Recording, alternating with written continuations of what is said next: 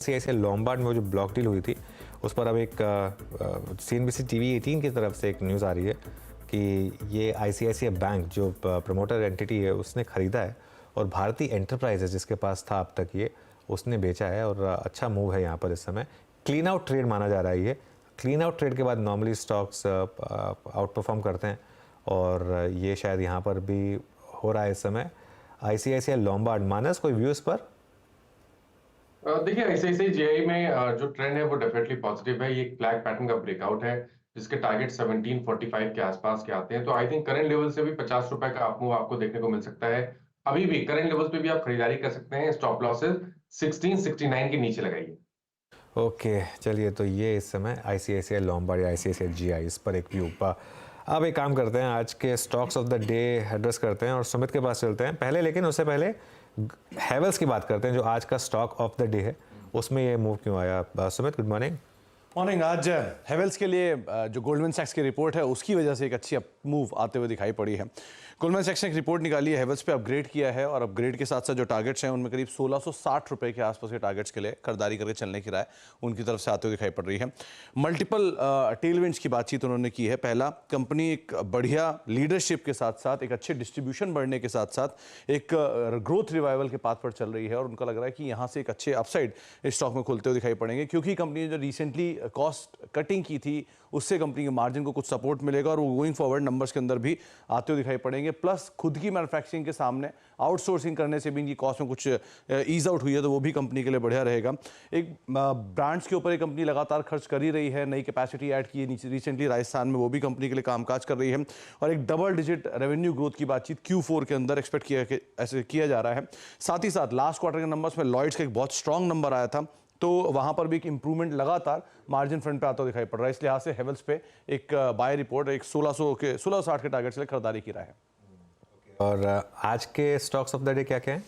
जो बाकी बचे हुए स्टॉक्स हैं हेवेल्स के अलावा, उन पर अगर नजर डालिए तो पहला नाम आता है आंध्रा सीमेंट का, जहां पर कुछ प्रमोटर की तरफ से हिस्सा बिक्री की बातचीत है और 5% के आसपास के एक हिस्सा बिक्री की बातचीत है।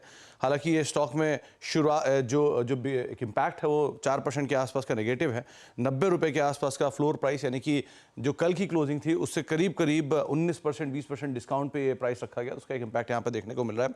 CMS इन्फो, जहाँ पर करीब 28% के आसपास एक ब्लॉक हुआ सुबह सुबह और उस 4.5 करोड़ शेयरों के आसपास का ब्लॉक था और 1641 करोड़ रुपए के आसपास की ब्लॉक डील होते हुए दिखाई पड़ी है। पहले ही CNBC आवाज़ मेंशन कर चुका था और उनकी खबर पे अब यहाँ पे मोहर है। पहले 2% ऊपर था, लेकिन अब ये लाल निशान में पहुंचता हुआ दिखाई पड़ रहा है। और जुआरी एग्रो, जहाँ पे कंपनी ने अपनी एक लैंड बेची है, उस लैंड बेचने का इम्पैक्ट था। 5% के आसपास की बढ़त यहाँ पर स्टॉक में शुरुआती कारोबार में देखने को मिल रही है। करीब जुआरी इन्फिनिटी के साथ उन्होंने करार किया है। रफली 80 करोड़ रुपए के आसपास की जमीन है जो कि गोवा में बेच रहे हैं और उसका एक इम्पैक्ट स्टॉक में आता दिखाई पड़ रहा है। करीब 5% के आसपास तेजी यहां पर देखने को मिल रही है। शुक्रिया सुमित इस पूरी जानकारी के लिए। और जुआरी एग्रो स्क्रीन पे एक बार लेके आइएगा और एक बार टुडे बिहेवियर देखते हैं इसका। करीब 10 रुपये ऊपर 231 के स्तर पे।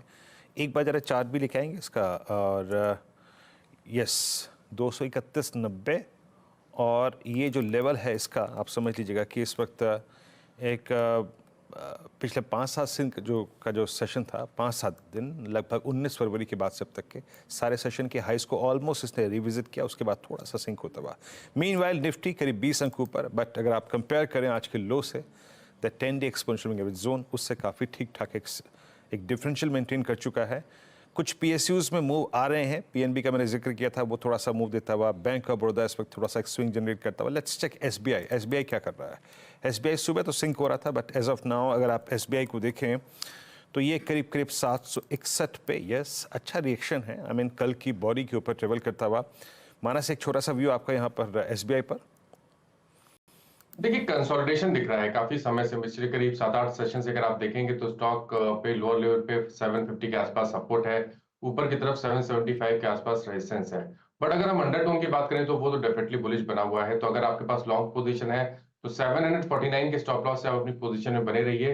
हालांकि फ्रेश खरीदारी की राय ब्रेकआउट पे होगी। अगर 766 के ऊपर निकले तब वहां पर खरीदारी करें, क्योंकि उसके इसमें 800 रुपए के लेवल स्टॉक टेस्ट कर सकता है।